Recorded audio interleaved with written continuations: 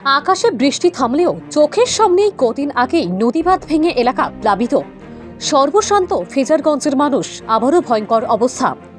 সুন্দরবনের বিচ্ছিন্ন দ্বীপ নামখানা ব্লকের ফেজারগঞ্জ কোস্টাল থানার বালিয়াড়ার ভয়াবহ অবস্থা।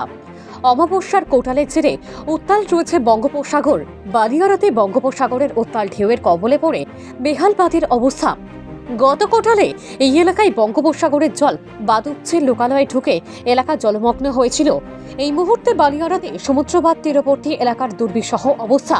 একদিকে সমুদ্র বাঁধের দুর্বস্থা, অন্যদিকে ফুলে পেঁপে উঠেছে সমুদ্রের বড় বড় ঢেউ আছড়ে পড়ছে বাঁধের গোড়ায়। আবারও নতুন করে বাঁধ ভাঙনের আতঙ্ক তৈরি হয়েছে এলাকা জুড়ে। পাশাপাশি সুন্দরবনের অন্যতম পর্যটন কেন্দ্র মৌসুমী দ্বীপে থাকা হোমস্টে কটেজগুলিও ভয়াবহ ভাঙনের মুখে। রাতের ঘুম উড়েছে বাসিন্দাদের। কি বলছে আবার সেই হাঁড়ি কুড়ি গুছিয়ে বাঁধে দিত, বাঁধে গিয়ে এক ধারে রইতে হবে। আবার কি এখন কি অবস্থা বাঁধে? ওই তো চর চাপানো আছে, আবার চর ছিঁড়ে চলে যাবে, জল ঢুকে যাবে। এই তো কতটা আতঙ্কে আছে?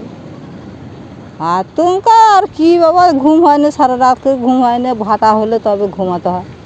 হ্যাঁ, প্রশাসন কোনো ব্যবস্থা নিচ্ছে না, ওই প্রশাসন ওই তো চর চাপি দিয়ে যাচ্ছে। আবার কি বাঁধের তো অবস্থা খুবই খারাপ, কারণ বাঁধই হচ্ছে, বাঁধ থাকছে না।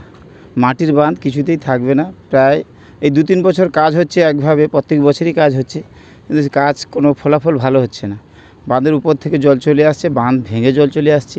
পাশাপাশি যারা নদী বাঁধের ধারে যারা রয়েছে তারা থাকতেও পারছে না। প্রত্যেক সময়ই প্রত্যেক কোটালে নোনা জল ঢুকছে, পুকুরে তো মাছ থাকছে না এবং ঘরবাড়িও থাকছে না। গরু ছাগল নিয়ে এখানে ওখানে যা ছুটাছুটি করা, এই অবস্থা আমাদের খুব খারাপই অবস্থা আছে। প্রশাসন কি বলছে? প্রশাসনের সেরকম আমরা বুঝতে পারছি না, কিন্তু কাজ হচ্ছে, সেটা মাটির কাজ। মাটির কাজ হলে কিছুতেই থাকবে না। আপনারা কি চাইছেন? আমরা চাইছি শক্তপোক্ত যাতে নদীবাঁধ হয়, সরকার যাতে শক্তপোক্ত নদীবাঁধ করে, যেন ওই ঢালাই বাঁধটা হয়, সেইটাই চাইছি। এই তো অমাবস্যা কোটালে একটু জল কম বাড়ে। গত পূর্ণিমা কোটালে খুব খারাপ অবস্থা হয়ে গেছিলো। এই কোটালে একটু জল কম, পরবর্তী কোটালে এবং এখনও 3-4টে কোটাল, 4-5টা কোটাল রয়েছে। আমরা খুব আতঙ্কে আছি, কী অবস্থা হবে তার কোনো ঠিক নেই।